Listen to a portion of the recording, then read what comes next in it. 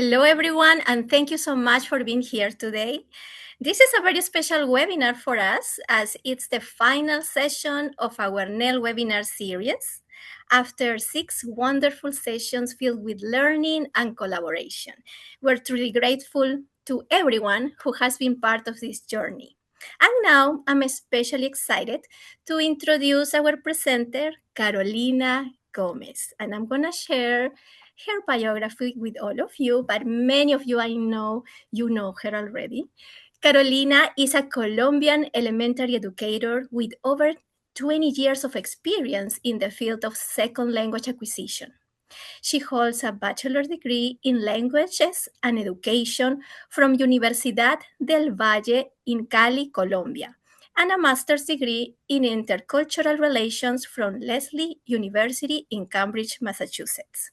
She is currently a Spanish teacher at an independent school in Cambridge, Massachusetts, and she is current NEL representative for Massachusetts. Carolina, thank you so much for being here with us today. We are really looking forward to your presentation. Thank you, Carmen, for that wonderful introduction, and thank you, everybody, for being here today. I'm really excited as part of NEL to help close the cycle of the 6 sessions that CLET contributed for NEL. So thank you so much, and thank you again, everyone, for being here. So tonight, I will be sharing with you some strategies to work with reading and writing at the novice level. It's mostly elementary examples that I'm going to give you, but it doesn't mean that you cannot adapt the strategies and the activities that I'm going to use with higher grades. So some teachers wonder how to help students read in the target language and how to help them write without overwhelming them at the novice level. So I'm here to share with you what happens in my classroom. I'm mostly an elementary teacher at the early levels, but as I said, you can take any of the strategies here and activities and use them with the grades that you teach. I see that in the participants, we have teachers from high school, middle school, elementary. So everybody's welcome. And my hope is that at the end of this session, you take at least one thing that you're gonna feel that you're ready to bring it to your classroom. So the agenda for today, we're going to talk about literacy in a second language or in a new language. Then I will share with you some simple reading activities or strategies to use with novice level. Some low stress writing activities also for novice learners. And you will get to see some examples from my classroom. I wanted to show you what's happening there too. And we will have some time for a Q&A. So let's talk about literacy in a second language. So this includes the interpretative mode, which is reading, and the presentational mode, which is writing. And these two skills are closely connected. Reading provides the floor for writing, which is the output. And unlike the oral skills that which develop naturally through interaction, reading and writing are skills that have to be explicitly taught. It doesn't mean that because it has to be explicitly taught, it doesn't mean that in my class that I see my second graders twice a week, I'm going to use one of the classes to just work on reading and writing. It's everything natural through the process of the class. So with that being said, the oral language is what builds the foundation for literacy. So what students hear and say builds the foundation for what they can read and write. So as students build listening comprehension, they also begin to make sense of the printed or written language, and that reflects what they hear. So reading and writing are connected. Again, just a reminder, reading is the input and writing is the result of that input. So what reading should look like at the novice level? So the reading should be short, a lot of repetition. It recycles a lot of language. Here, repetition is not that we're going to stop the reading and then we're going to say one word a lot of time. Repetition here means that it shows in different context. It's visual supported. It's also heavily teacher supported at this level. The teacher is mostly the one who's reading aloud to the students. It's connected to the oral language and it's built on high frequency words, useful language, and cognates. So I have a question for you right now, and I want you to use the chat to answer to this. When do you think is the best time to introduce reading for novice level? So the answers are A, B, or C. A, once students have a solid vocabulary base. B, once students are comfortable speaking. C, as early as possible with comprehensible and supported input. So just go ahead and use the chat to respond. C, I see a lot of C. Let's see. Wonderful, wonderful. Great. C. Okay. So I took these quotes from this wonderful book called Languages and Children Making the Match. And this book actually had this question here. So I said, I have to include it here and ask it to the participants today. So it says that the best answer to the question of when reading should begin is as soon as possible. Go ahead and feel free to take a screenshot of this and then do the search for this book because it's actually wonderful and it will help you a lot, especially teachers from pre-K all the way through eighth grade. But you can, as I said, you can use examples from that book and adapt them to high school. So again, reading could be introduced as soon as possible at any time. No need for explicit instruction. As I said before, you don't have to dedicate a period during the week when you're just going to sit and then just teach your students how to read and write. And you also have to take into account that some students already have reading skills even in the early grades. So, and the reality is that students develop language skills at different stages. Even in earlier stages, some students have already developed reading skills. I have students who are actually in my pre-K class, fourth grade class, 4-year-olds, that when I show them the agenda of the class, they are actually able to read it. And also at this level, they might be able to read it, but you also have to make sure that they understand, that they comprehend what they are reading. So I said, why not? Why not support the students who are ready for it? So exposure can begin as soon as possible without the need of heavy explicit instructions. And students are able to transfer the literacy skills from the first or shared language to the new language. So we have to take advantage of that as language teachers too.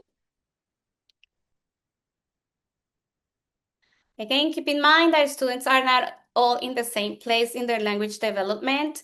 In their first or shared language, some students might be able to read more than others, some might not be able to read yet. And that also happens in that new language. And again, let's value all the skills that they already have and they are building in the shared language that supports everything that we are reading, that we are doing in our classes. Also, as for language teachers, it's also a responsibility to help and support what's happening in their classrooms in terms of literacy. It's not the job of only of the ELA teacher or the English teacher. We actually can do a lot in our classes. Our students can learn, like we can support comprehension. We can support, prediction skills in our classes, decoding, sequencing. There's a lot that we can do. And if we are in the elementary programs, this is actually powerful because they know that we are supporting what's happening in the homerooms from our classes. And I can also tell you that at this level, there is no focus on phonics or grammar. This is not necessary. However, it doesn't mean that students are not curious and they don't have questions about this. I'm going to give you an example. A few weeks ago, I was reading something to my students. I think it was a story. And one student stopped and asked me, and this is second grade, what is that little at that end with that little hat? That student was talking about the letter Enye. And I was like, oh, this is a good question. Yeah, the name of this letter is Enye. And then I paused and I told them, I'm going to write a few words and let's see what happens if that N doesn't have the hat. So I wrote the word niño, and then we read it niño, and then I said it make that sound ño ño ño. But if I remove that little hat, it's not going to say niño, it's gonna say nino. And then I gave them a different samples, and they were like, "Oh, now I get it." So yeah, it doesn't mean that they're not going to be asking for questions like that. And if they are curious about it, just make room, to talk with them about it. So reading starts with the visuals in our classroom. So listening, speaking, reading, and writing are deeply interconnected.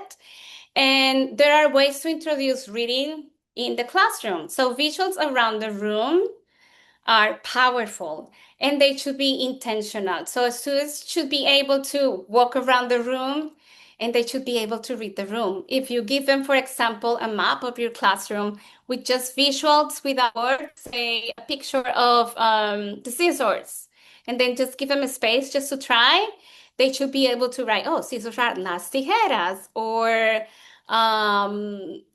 the glue sticks are pegantes. So use your classroom as a way for your students to make connection from the oral and the visuals to the writing, to the words.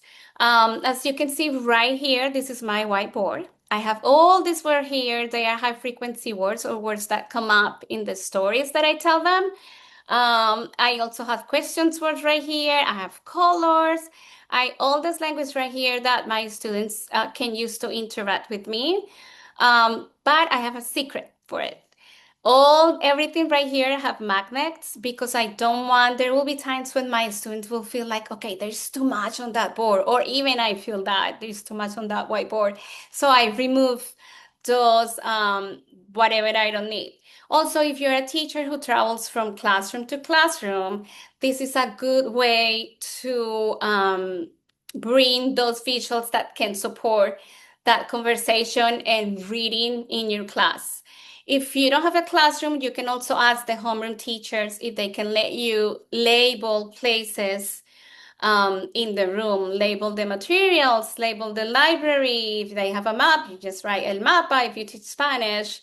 Um, and I actually haven't done that. I should do that now that came up to me right now that you can actually do that. So it's actually homework for me to go because I have my classroom.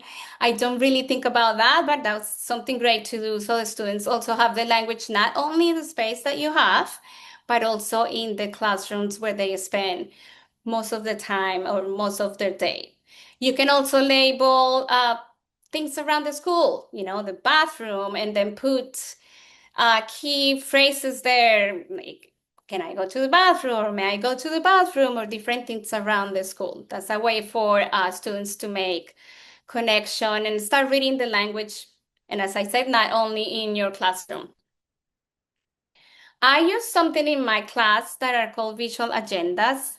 Okay, I would love to see in the chat if you are familiar with visual agendas. You can type yes or no. No, okay. Okay, so I'm happy that some of you know that. Okay, great. So visual agendas are a way to share with your students what's happening in the class. And if you can see, most of them have visuals and the students can make connection with the visual and the language right here. As you can see right here, this is a pre-K agenda. I use it with my 4-year-olds. I start the class with this, and they have just simple words. I try to recycle the word from class to class, and I also try to use visuals that connect with the language. So anytime students see this little puzzle right here, they know it means that we're going to jugar. I also use TPR and gestures with them, the total physical response, so they make connections with the language, or gestures if it's not an action word. And students see it and they already know. They make the connection and they say jugar.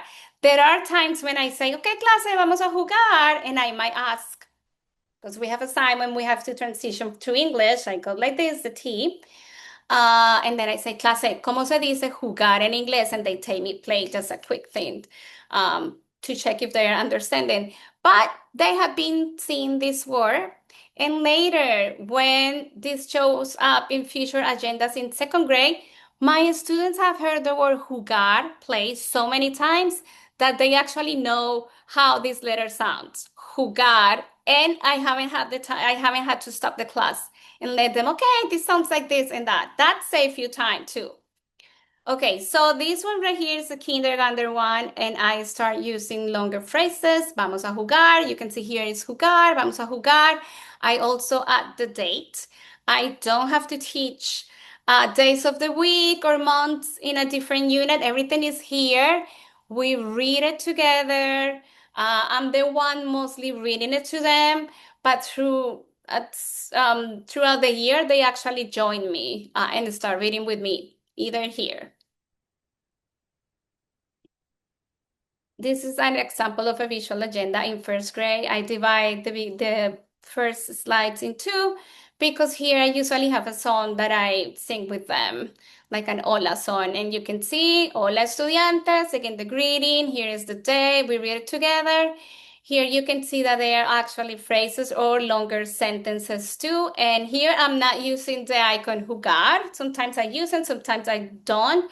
But they have seen it in pre-K and also in kindergarten, so they understand what the word jugar means. I also said, like they're familiar with these words. Here is an example of a second grade agenda. We start reading together, and you can see it has more words, less pictures. But at the beginning of the year, I start introducing maybe 2 or 3 sentences.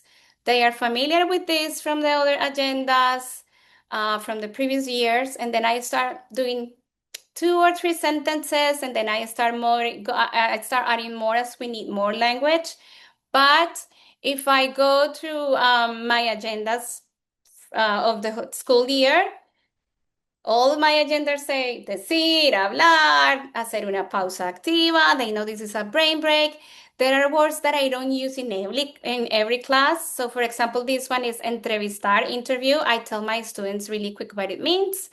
And then all of these are words that we use and use all over the place. And then my students are reading right there. I don't have to spend, as I said, another different class to explain the sounds of the letters because we have been hearing this throughout the different school years. And if another great thing about visual agendas is that you have students who actually need to know what's happening in the class.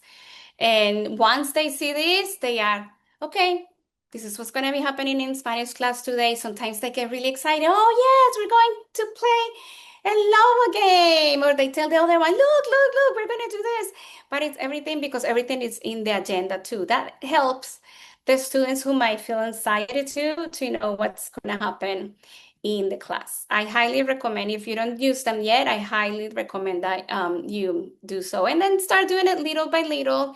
It's okay to start at any time of the year. It could be that tomorrow you start with the visual agenda and you only had buenos dias, the greeting, you only have the date, and then maybe 1 or 2 things. That's it. Okay, so let's talk about some reading strategies and activities. So teaching isolated words, like a list without context and then doing nothing with them is not helpful for the children. So if you do a unit on just colors and then you don't do anything with it and they don't hear it and they don't see it, like repeat it, say, okay, I'm going to teach you 5 colors today. Let's write them. So you'll read them and they don't see them again anymore. That's not going to help with acquisition. Something that's really helpful too is reading aloud and reading aloud from the teacher so they get to hear the language first, how it sounds. It's really important, not only in the early grades, but also with novice levels. You might have students who are in eighth grade, but it's their first year learning the language or taking a target language. So it is important for them to hear first before they see the print. Or you can actually be like showing the print and then read it to them, but so that way they can start making the connection. But it's important to have a lot of repetition. So later, you can ask students to read in groups and they can do it, but as long as they are familiar with the text. Okay. So I'm going to share with you something that I do, and this it's not something that I do, it's something that teachers or homeroom teachers do in their classrooms, in their English class, is that they let students preview some of the vocabulary that might show up in some of the readings that happens a lot in first grade, and they might talk about the word and maybe what it means. And so I do that too in my classes. Anytime I'm going to tell a story, my curriculum is heavily based on stories, and the stories come, from a small video, really short video from I created a story, or I saw a picture book that I said, okay, I'm going to adapt it so I can bring it to my class. So stories come from all over the place. And I like to show my students a few words that will show up in the story. So it's important to introduce a keywords before you read the story aloud to your students. You can use gestures or do TPR and play a few games with them before the story shows up. Before the words show up in the story, and keep them short and really simple. So this is an example of Alba and Gael Inicial. This is a wonderful book for the early grades. And if you can see right here, there is a word that repeats all over the place, and it's the word mira. So before you read this with your students, you might want to do TPR for mira. So you could do mira, which means look or look at. You could do mira, mira, mira, and then play different games. Maybe play, no sé, play mira el marcador. Look at the marker, or mira un amigo, look at a friend. Play different games with it before you show this to the class. And then you can read this to the class and you can pause. I really like how Alba and Gael Inicial keep everything so short and so simple, and it's everything really clear so students can make the connection. So when you're reading, it says, Mateo, mira el delfín. So you show Mateo, and Mateo, it's looking at the dolphin. ¿Dónde? Here is question word. ¿Dónde? ¿Dónde está el delfín? ¿Dónde está el delfín? ¿El delfín está en el parque o está en el mar? ¿Dónde está? So this is a wonderful way right here to introduce reading to the class and play with the keywords that student will see in the reading. Also, something great about Alba and Gael Inicial and all the Alba and Gael for the different levels is that they have icons that students can look at and that help them understand or decode what it means. For example, the word miro, escucho, and repito. So here is an example from Alba and Gael. So here are three important words that will show up in a short story that I will show you, that I will share with you in a little bit. These three words, I show them to my students. They are part of a set of vocabulary that I have in my class, and I know that the words will come up in different stories. So the first word is I, and we're going to do some gestures and TPR with these words. So the word I means there is, there are, and before I used to say, there is, there are, but some wonderful teachers shared with me from the elementary Spanish community that you could actually say there is and there are. There is to show one and there are to show two. So when I say I, my students say there is, there are. So let's practice. I, there is, there are. One more time. I, there is, there are. The following word is the word nada. So let's go nada, nada, nada, nada, nada. Let's go back to I, there is, there are. Nada, nada, nada, nada. And then the next word is tiene miedo. Woo! Tiene miedo, tiene miedo. It's afraid, tiene miedo. Okay, so let's do an activity really quick. I want you to close your eyes. Even if I cannot see you right now, just close your eyes, and I know you're doing it at home. I'm going to say the words and then you're going to do the gesture, okay? So let's start with I. Muy bien, there are. Nada. Excelente. I can feel the energy in the room. Tiene miedo. And there are so many different games that you can play with just 2 or 3 words. So thank you for participating. So something that I did before reading aloud, I wanted my students, I used this with second graders, so I wanted to hear the language first. I found this really short clip on YouTube. And if you want to look for it, even if you teach another language, this video has some words in English, but there is no narration. So you can actually just show the video and then pause and talk about it. So what I did is I saw the video first, then I created my own script. I wanted to, like repeat. I wanted some of high frequency words to repeat throughout the test. So I wrote my script. Then I show this video to the class. I show a few seconds. I paused and then I asked questions. And I told them about it and then I asked questions about it. This is a strategy called clip chat. So you just find a short clip. As I said, I like having a script and then talk about it. And the script actually helps me make sure that I'm including all these high frequency words, or it has enough repetition for my students to be able to make the connection. So my students, my second graders, got to hear the story first. Then once we were done with the story, I projected the story. I made the slides. I took screenshots of the clip, and then I put it all together, just like reading the story. And I read the story to them, and I paused and I asked questions. So it says, La tortuga y el plástico. Clase, la tortuga. ¿El animal es una tortuga o es un elefante? So I try to use cognates so they can start responding too. Clase, la tortuga y el plástico es una tortuga. So I say, I. You can ask them to do the movement if you want, so they interact with you. There are. Una tortuga, bebé. La tortuga es muy pequeña. Clase, ¿la tortuga es grande o es pequeña? Muy bien, es pequeña. Hay un problema, clase. Hay un problema. And when you're reading, try to pause, ask questions, but also use body language so you help students connect. Hay un problema. La tortuga está en peligro. Here I use a symbol so they could make the connection that something wrong right there, that there's danger.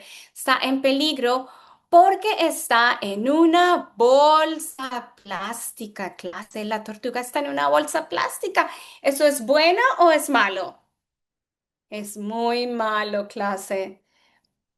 La tortuga no puede nadar. La clase nada. La tortuga no puede nadar. La tortuga está confundida y tiene miedo. So as I said before, all the language that I use here, they heard that first through the clip chat. I'm just gonna keep going. Oh, I'm gonna show you this really quick. There's a word here that showed up only once, so I used some support for them when I was reading the story, so they knew that the person was helping the turtle. Okay, so I'm gonna go a little bit more over here. It has a happy ending. It has a happy ending. The person helps remove the plastic, and then the turtle goes back to the ocean, and then it swims happily. Said El fin, and it ended. So there are different things that you can do for students to continue reading what they heard. Like right here, because this is for second grade, I couldn't give them something really long to read. I know that this is how much they can handle, but I made sure that I use the words that they heard in the reading that I did aloud to them after telling them the click chat. So here their job was just to read and draw. And that way they were showing comprehension. They were not doing heavy reading, but it is important that anytime you give something to your students, you read it aloud first.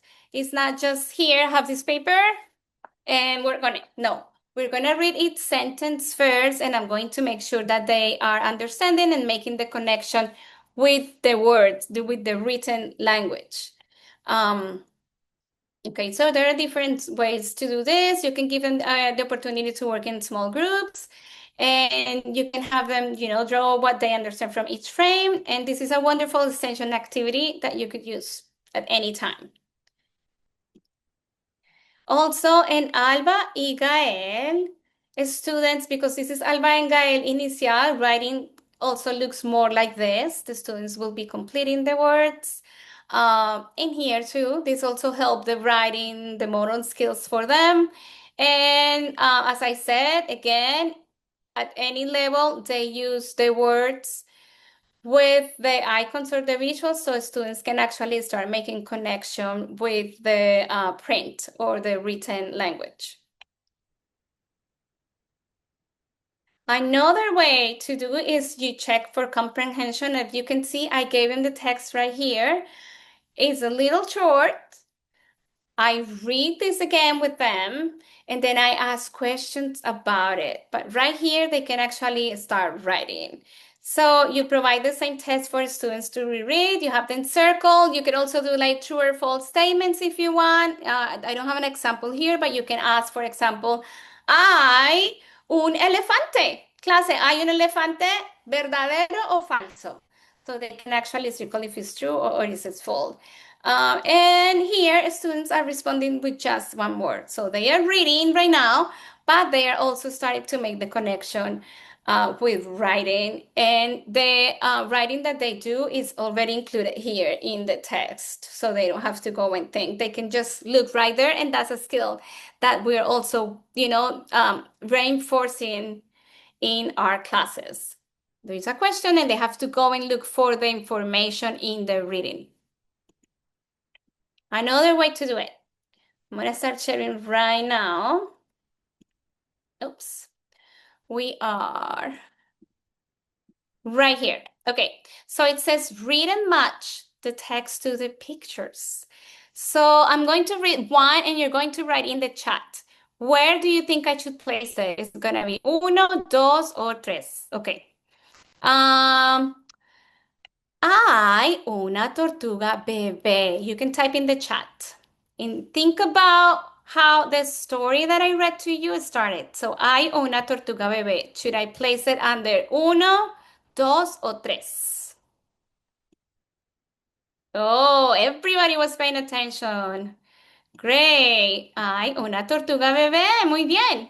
The next one says, la tortuga está en una bolsa. No, sí, yeah, let's do it. La tortuga está en una bolsa plástica. Should it be 2 or 3? Type in the chat.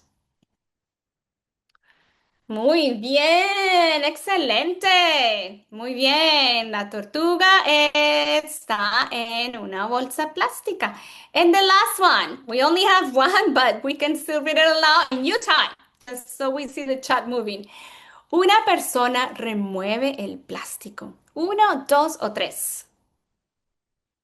Excelente clase. Muy bien.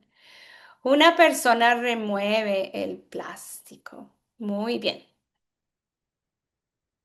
Gracias. Thank you so much for participating. Another way is to organize the story. You can give them different papers. I just put it here for the presentation, but you can put different papers, give them these different sets of paper, and then they have to organize the story.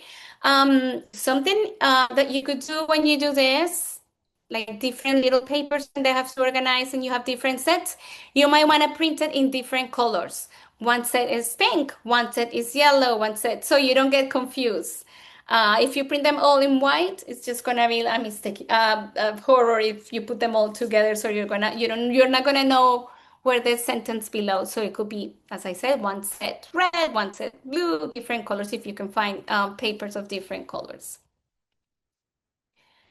Okay, I'm going to show you. This is my third graders. We recently did a really short story. First, I told them the story drawing. The pictures were not that great. They were really awful, but students enjoy. You don't have to be an artist to draw and tell a story drawing in your class. After that, I read the story aloud to the class, and then I said, okay, now you're going to have the books. Let's try to read it in small groups, and then you can help each other. But only if they feel ready, because these are first graders. These are first graders. So I recorded a little bit to share with you. First, I want to make sure, can everyone hear? Just step. Can somebody type in the chat and let me know if you can hear Sí se us? escucha. ¿Sí se escucha? Ok, perfecto, gracias. Okay, so I'm going to tell you, this is a first grader. This first grade student has her reading skills in the shared language, because she also has her own language, are really strong. So you can see the difference. Just step. El monstruo está triste porque no tiene amigos. Hay un café. Otras personas y un perro en el café. Okay, so as I said before, the students got to hear the story in different ways. Then I read it to them aloud. I asked questions, and now I gave them the opportunity to read. They were reading in small groups. They were helping each other. I did say, like if one of you are like, I don't remember, or I don't know how to read it, just help each other. So that way you're also helping their skills in the shared first language, but you're also promoting, some collaboration right there. They're helping each other. This is another student. Her reading skills are not as strong as the first child, but they are still developing, and this is perfectly fine. Does it say See?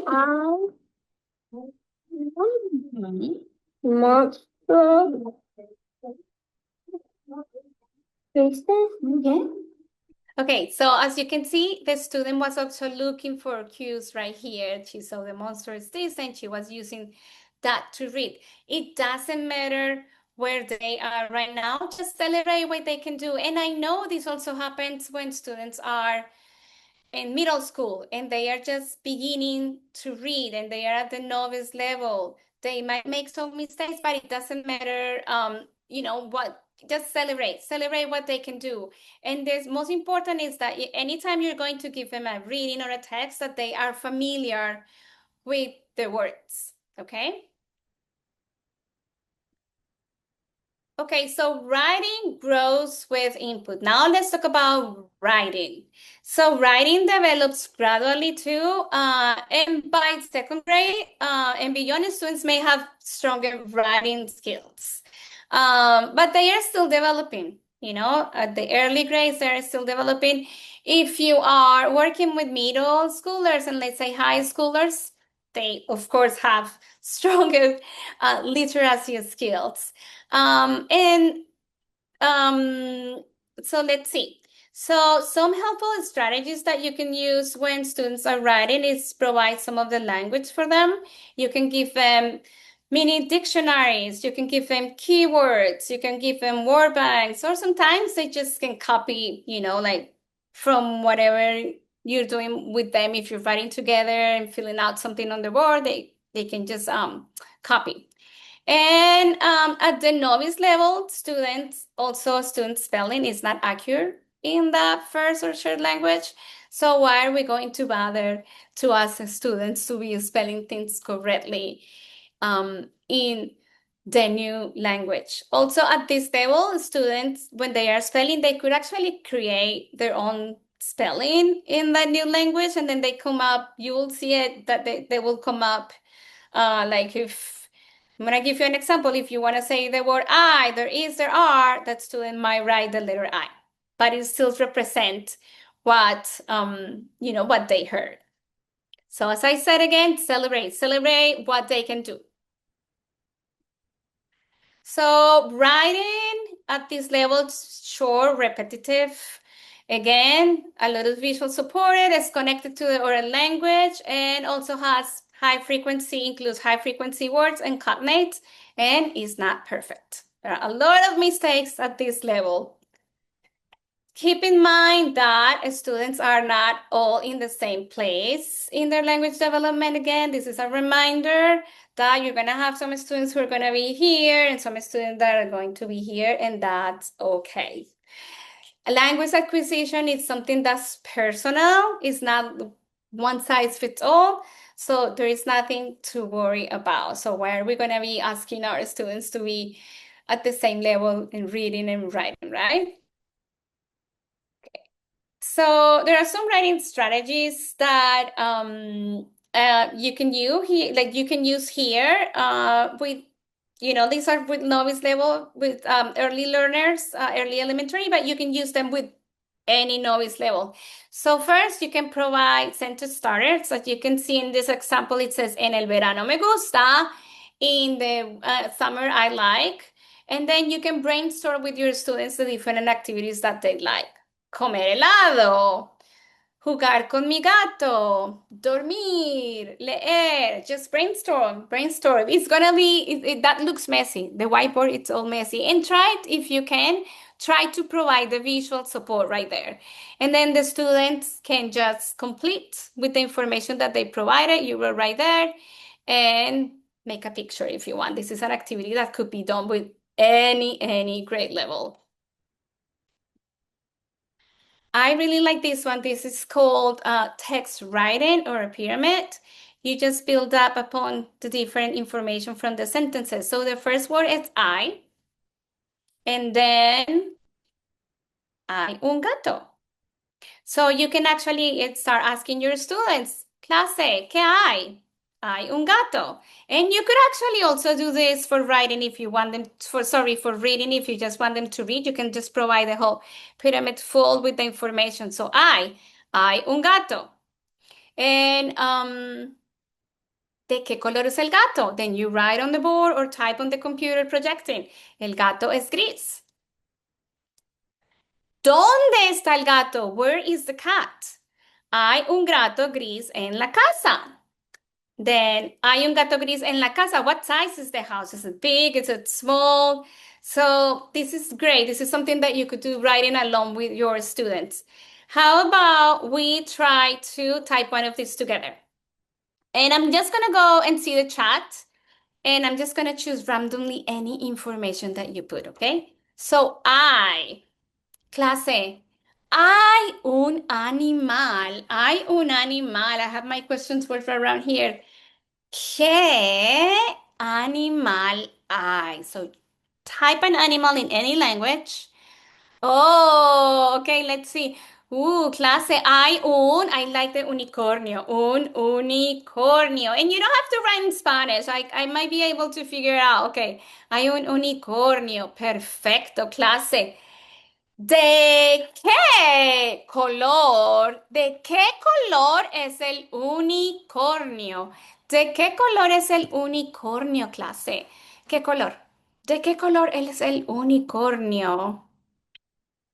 Okay. I see. Okay.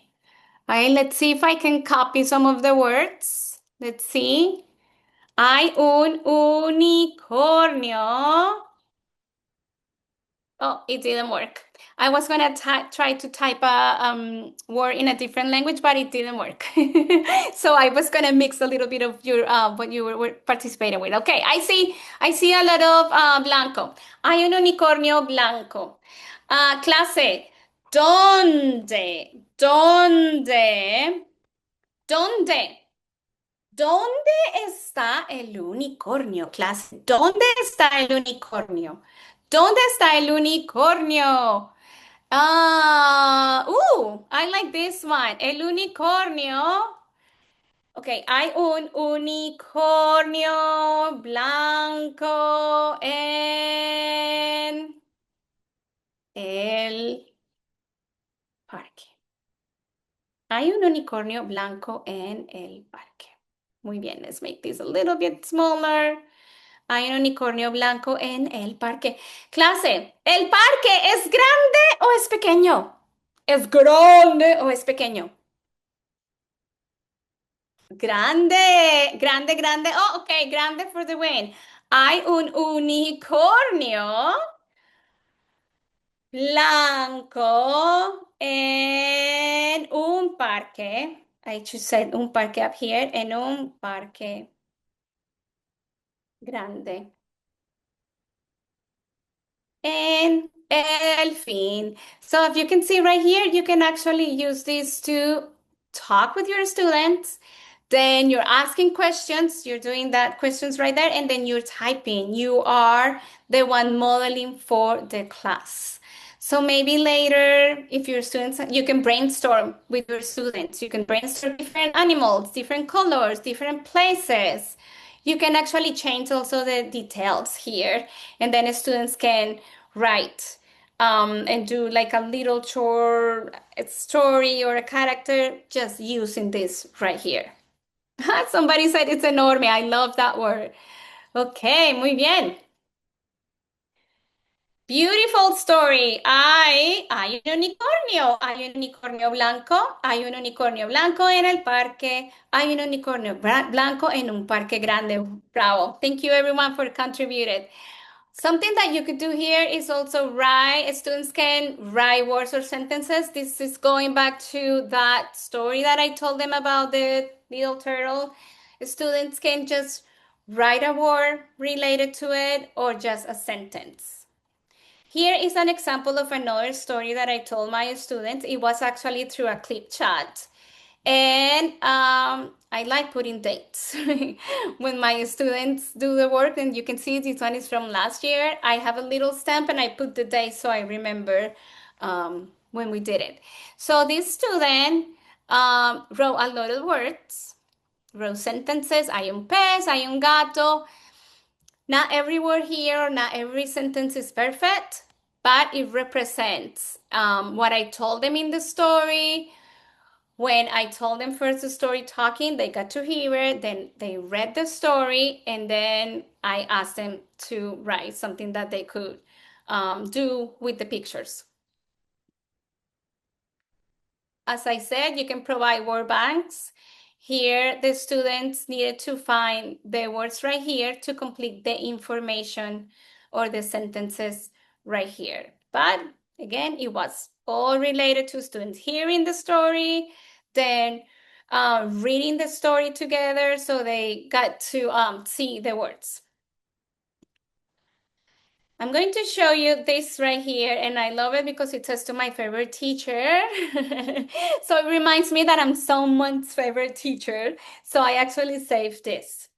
This is something that a student made for me. The student just gave it to me one day, and I was really excited when I saw it. I want you to look at this. Look at this right here and notice. What do you notice? What do you see there? So it says, I'm going to read it to you. It says, Profe Carolina juega y ayuda. Hay un problema. El cumpleaños de Carolina es en 7 días. La clase de Carolina le da un regalo. Teacher Carolina plays and helps. There is a problem. Carolina's birthday is in 7 days. Carolina's class gives her a gift. The end. So I want you to look at the writing that the student did right here and then tell me, type in the chat, what do you notice? What do you notice with the writing? And this student is in 2nd grade. I wasn't asking for any output, any writing. She just gave it to me and it came out of the blue. So look at it and what do you notice? Yeah, I see. Yes. Yes, it is not perfect and I can understand. Yeah, look, it's using lines. Yeah, important skills, right? That we are reinforcing there. But she did it herself. Está usando it's practicing. It's using phonetic writing. The word I, there is, there are, which is supposed to be H-A-Y. She just wrote it like the letter I, which is perfectly fine. There are complete ideas. It's not perfect. And I can understand them. Yeah, it says it created words They see, yes, all the time, like in the agenda, she was actually able to borrow things that she was seeing. It's a story. It is really telling a story. Yes, she used the word clase and estudiantes. Those are words that comes, yeah, la clase comes from the agenda. So at this point, we just celebrate. Celebrate because it is happening. The process is going there and it doesn't have to be perfect. It's always going to be messy. Okay.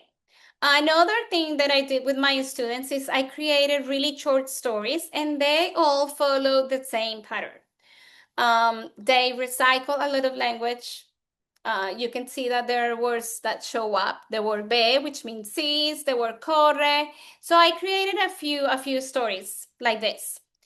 One day, this was last year, like close to the end of the school year, I told my third graders, okay, I'm going to read all the stories to you that I have right here. They were about 8. They all follow this 4 frames, high frequency words included, everything in there. I read them to the class and then I told them, here is the choice that you have. You can either take one of the stories that I read to you and you can illustrate them, or you can come up with your own stories. So I'm going to show you some examples. Some students decided to just use the stories that I gave them and illustrate. The illustrations, they do represent what they were reading here. And other students decided to write their own stories. This one I actually have it right here because it's so hard to see right there. But this one says, hay un pollito. El pollito sees un árbol, a tree. El pollito quiere, he wrote la árbol. It's perfectly fine. El pollito corre muy rápido. El pollito agarra, which is a word that we have in different stories, grabs, agarra el árbol. Él es muy feliz. Again, not every single word is perfect, but I was able to understand and they were really excited and we celebrated. This one is a really funny one. It says, hay una banana y una manzana.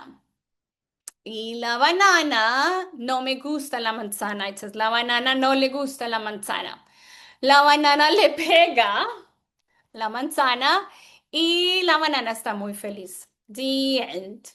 They were really, really excited about this story, so there wasn't really point for me to just go and write and correct all the beautiful the beautiful work that they did. Okay, here we go. This student was interested and I decided to add this work here because the student told me, I don't know if I want to illustrate or if I want to write. So I said, okay, choose. And after like a few minutes, the student said, okay, I'll write story, but I don't know how to start. I was like, okay, choose. Then the student started writing the story. There is a dog. The dog likes apples. The dog grabs the apples. The dog eats the apples. So the student got to the first page and then the student came back to me and said, I need one more page. And I was really surprised because they were all writing the stories just like, just the 4 frames.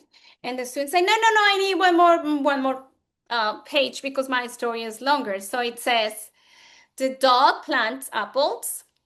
The plants are big. The dog eats the big apples and it's a dog apple. Es un perro manzana. Again, a lot of mistakes. The grammar is not correct. There are some spelling right there that like misspelling words, but I was able to understand. And there is a story right there. See or no?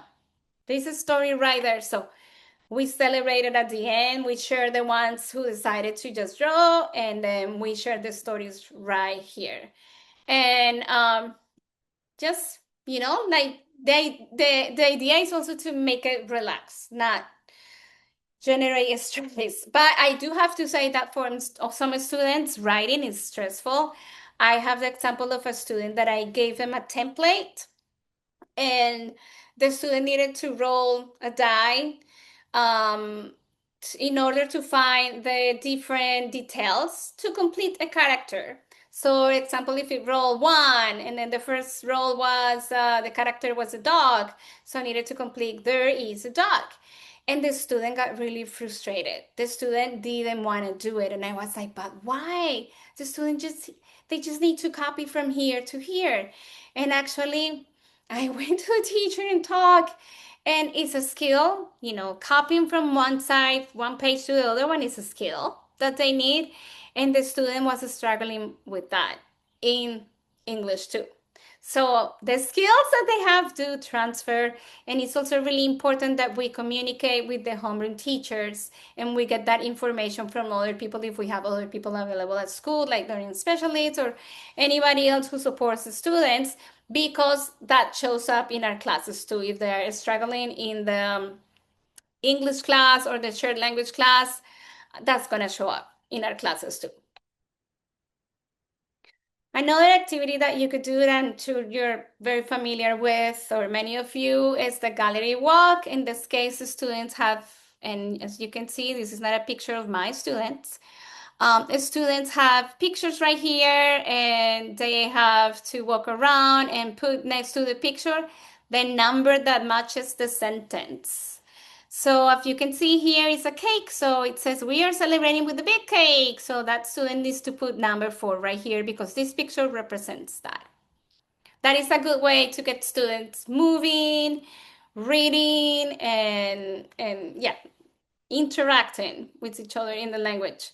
Here is the gallery. It's the same gallery walk, but instead of them writing the number, they actually have to look at the picture and write either one word or one sentence or whatever they can tell about the picture. But it's really important that students are familiar with the language that they heard, or maybe you did a picture talk or talk about the pictures with them so they can write or produce. Another one is co-creating stories with students, illustrations. Students created illustrations in one of my classes. And that way I was reading, asking them questions. So we were talking, they were looking at me writing, and then we were reading. Like everything in there was together. I'm going to show you just a little bit of the video. ¿Cómo te llamas tú? ¿Vamos todos? And just to give you a little bit more of a background, this is first grade class. ¿Cómo te llamas? ¿Cómo te llamas? ¿Cómo te llamas tú? Mariposa. ¿En inglés o en español? En español. Hola, yo me llamo Mariposa. As you can see right there, I already had like a template to fill out, because if I don't do that with my first graders, it's gonna take longer if we ask the question and then the student says, Mariposa, and then I start typing, yo me llamo Mariposa, and being honest, I'm not a fast writer when I'm typing. So I have that ready right there. So I was just completing the information. Pues vamos a preguntarle a Mariposa. Vamos a preguntarle cuál es tu color favorito. Vamos, clase. ¿Cuál es tu color? ¿Cuál es tu color? ¿Cuál es tu color favorito? Vamos a buscar el color. Okay. So what I did, because I was using Canva, I was trying to find images that represented what the student told me, and I fast forward right there. And then we read together. Fruta favorita es la sandía. Me pregunta, ¿cuál es el animal favorito de Mariposa? Gato. So later, after reading again, I went back and I asked a few questions about it. So we were doing speaking, we were doing reading, and write it all together in one activity. And this activity takes about 5 minutes.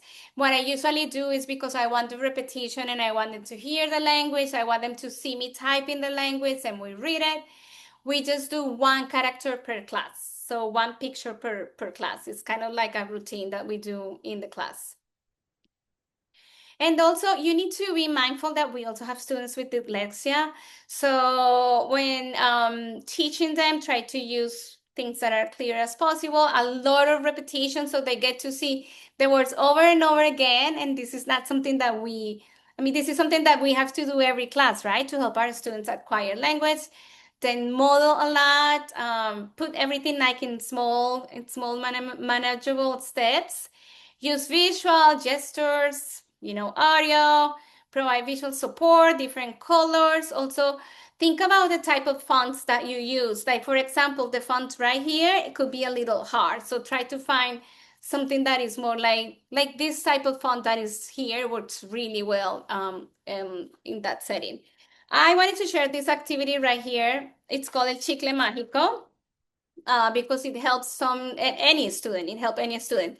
So a few years, no, actually not a few years, a long time ago, when I was a teacher in Colombia, I was a kindergarten teacher, and we used to do this activity where I will give each student gum, but not real gum. We will just pretend, and I will say, put your hands, and I will just go around and pretend that I was giving them gum. So I will be, okay, put the gum in your mouth, and then we'll put it in her mouth, and then chew the gum, chew the gum. Okay, okay. Now take the gum out, and you can hear you. Even it's not real gum, we're all pretending now. Let's do a little bolita.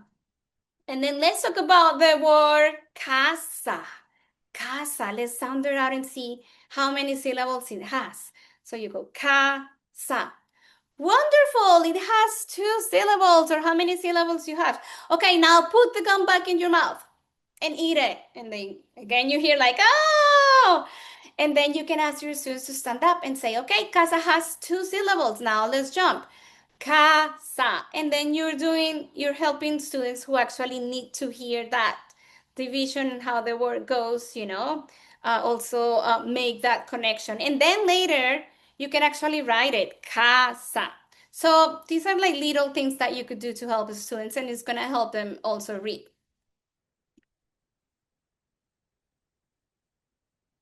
Okay, so takeaways. Reading and writing are heavily connected. So one is input and the other one is output. So reading supports writing.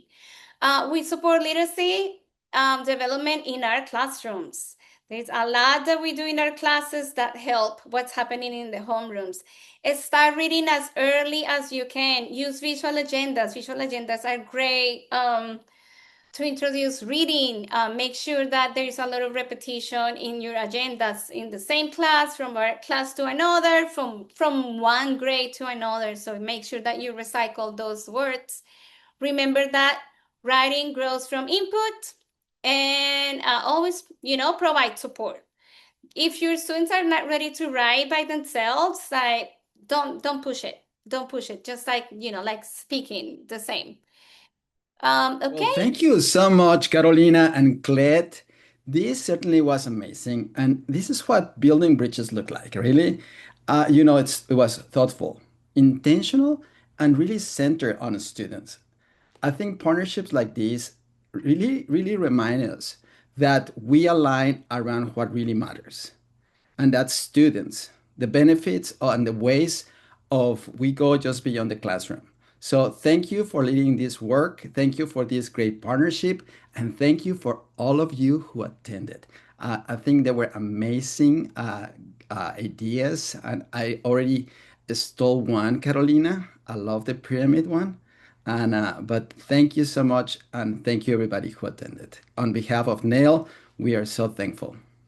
Okay, I'm Kathy Olson-Studler, and I'm really thrilled to be able to be here for the last official webinar of the school year that CLET World Languages and NEL have collaborated throughout this whole year for a fabulous networking and professional development. And we really, even earlier this afternoon, I was expressing to the president, Edgar Serrano, how appreciative we are of CLET and their great communication and providing these webinars, because as you know, many of our colleagues, have said to us as well and expressed their great appreciation to CLET for these professional development webinars, because they don't receive funding from their schools, many, to travel to conferences audiences and so on. So this initiative, Maria, you need to know as well as the marketing director, that this initiative has fostered great connections with other early language educators